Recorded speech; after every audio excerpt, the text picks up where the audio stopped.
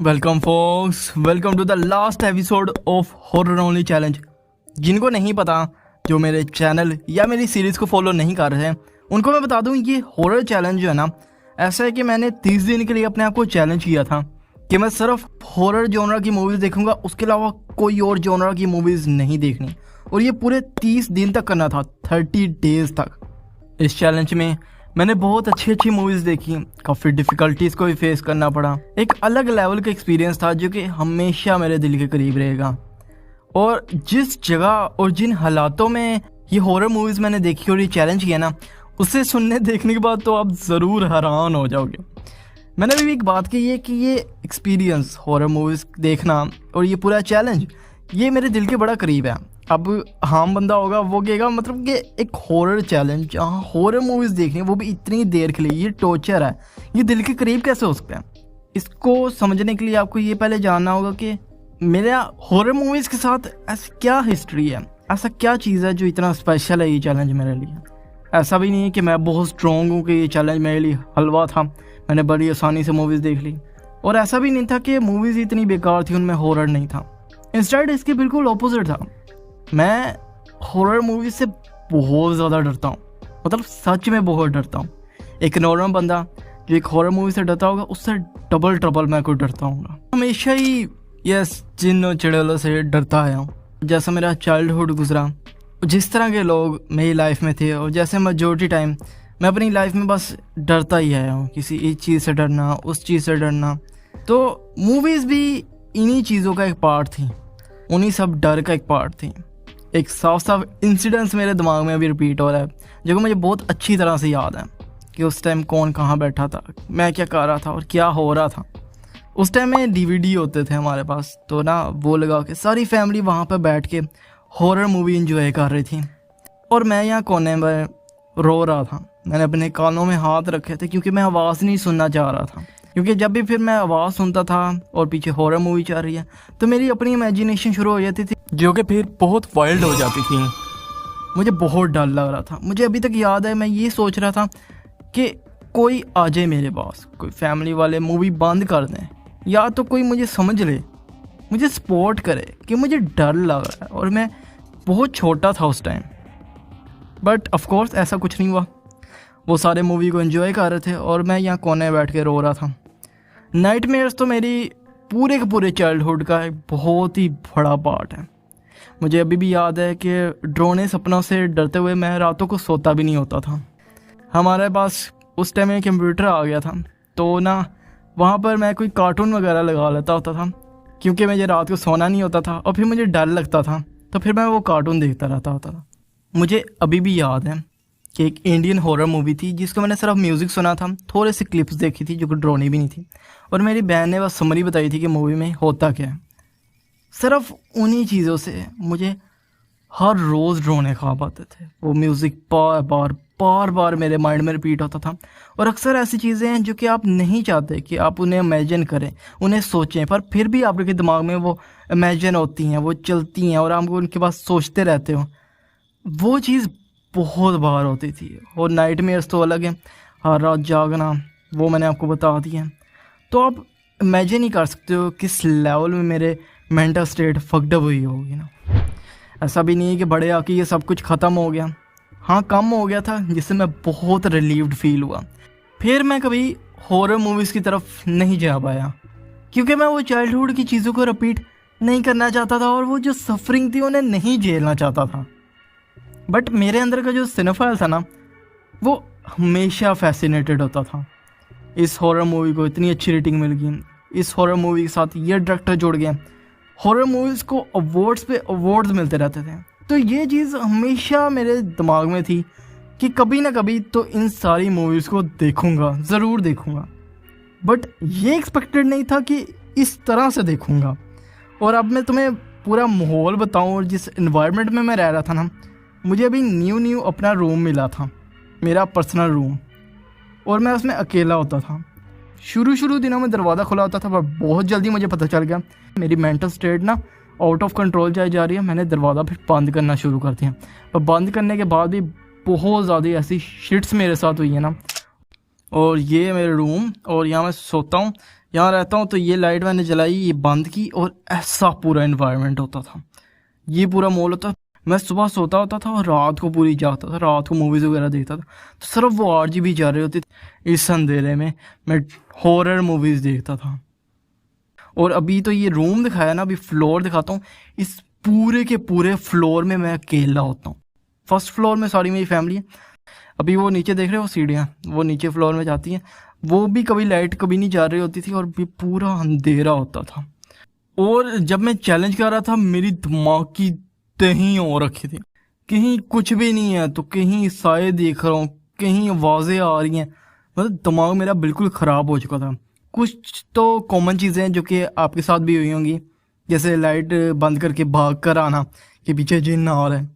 फिर मेरा होता था, मैं पीछे बार बार मुड़ के देखता था, सिर्फ रात के वक्त नहीं, सुबह के वक्त, दोपहर के वक्त भी बार बार पीछे मुड़ के देखना है, ऐसे जैसे पीछे कोई है, पीछे कोई है। अब बंदा कह सकता है कि दिमाग का खेल है और पता चल जाता है, अच्छा आप मूवीज़ देख रहे हो तो उनका इफेक्ट है। बट मैन उस टाइम में रियल फील होता सब कुछ, उस वक्त तो भाईजान बुरा हाल हुआ था।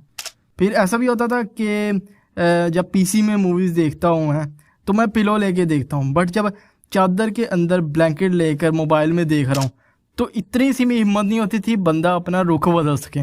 और ब्लैंकेट के बाद पैर निकल जाना तो भाईजान बहुत बड़ा खतरा है, डेंजरस एरिया। ब्लैंकेट तो अपने वॉरियर होती थी, हर किसी से लड़ सकते हैं।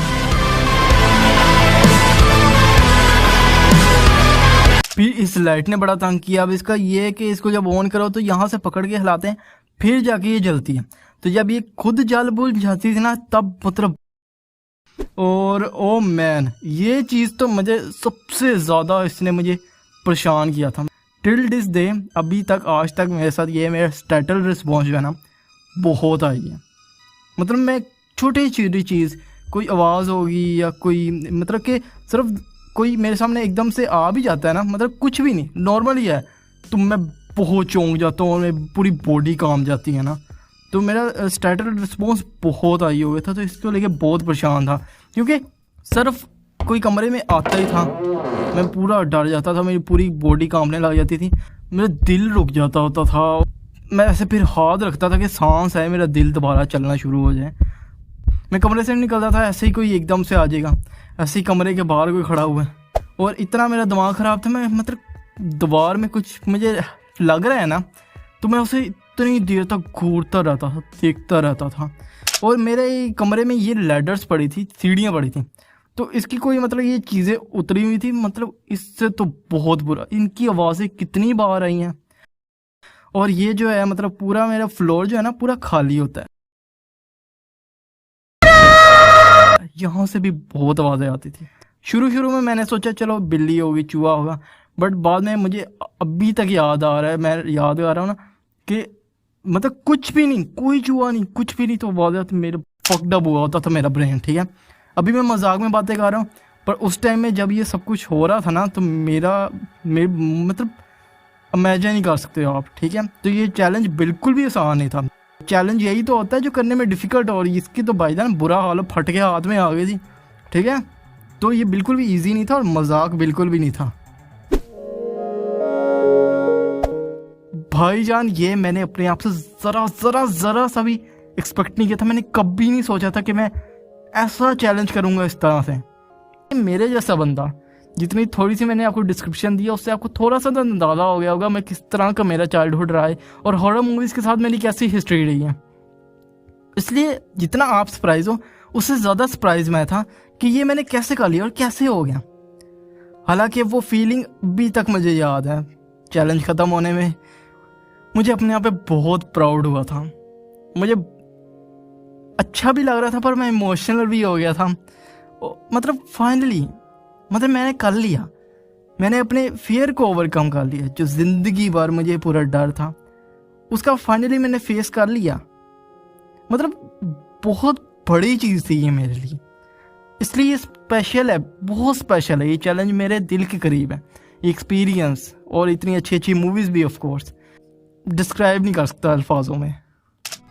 वैसे तो इस वीडियो को लेके मेरे पास बहुत बड़े बड़े प्लान्स थे।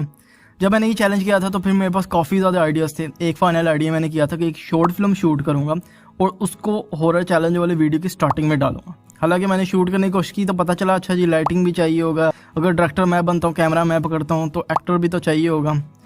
तो फिर वो आइडिया तो फ्लॉप पड़ गया। फिर कुछ महीनों बाद मैंने सोचा कि चलो एनिमेशन बनाते हैं, पर कंप्यूटर ही ख़राब था। उन आइडियाज़ को पकड़ के मैं रखता तो मैं भी ये वीडियो कभी आपको देखने मिलती ही ना क्योंकि पहला वाला जो शॉर्ट फिल्म वाला था उसको लेके मैं काफ़ी देर चला था कि मैंने वही करना है, बेशक जो मर्जी हो जाए। फिर मैंने गिव अप कर लिया कि वीडियो बना लेते हैं यार, कुछ नहीं होता, परफेक्ट बनाने की ज़रूरत नहीं। असल चीज़ तो इस वीडियो को मैंने जो अपना एक्सपीरियंस बताया वो चीज़ थी मेन, ठीक है, वो लोगों को बताना ज़्यादा ज़रूरी था। शॉर्ट फिल्म को फिर मैंने ड्रॉप कर दिया। वैसे तो इस चैलेंज में मैंने काफ़ी मज़े की मूवीज़ देखी। कुछ हॉरर की बात की जाए जिन्होंने मेरी फाड़ दी, उसमें थी द एक्सोर्सिस्ट और हेरिडेंटरी, मतलब देखते हुए बहुत बुरा हाल था। फिर माइंड ब्लोइंग मूवीज़ भी आ जाती है जो कि बहुत मज़े की थी, जिसमें आ जाती है द विच।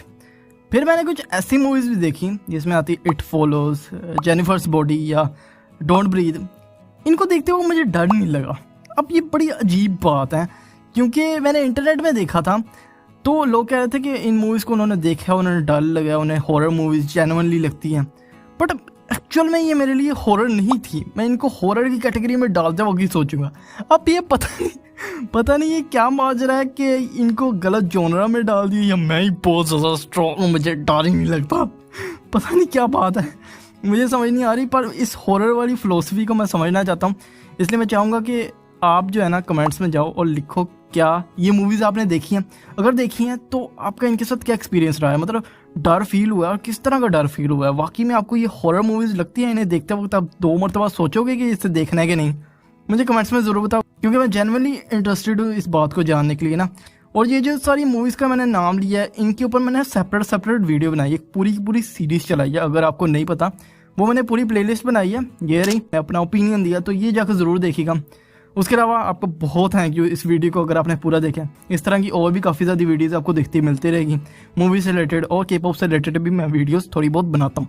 तो इन दोनों टॉपिक्स में इंटरेस्टेड हो तो चैनल को सब्सक्राइब करो, बेल आइकन दबा दो, इंस्टाग्राम में ज़रूर फॉलो कर लो। कम से कम आपको मज़े की मीम्स तो ज़रूर देखने मिल जाएंगी। तो अगर कोई चिट चैट करना चाहते हो तब भी जाके फॉलो करो। बाकी अपना ख्याल रखना, अगली वीडियो में मिलते हैं।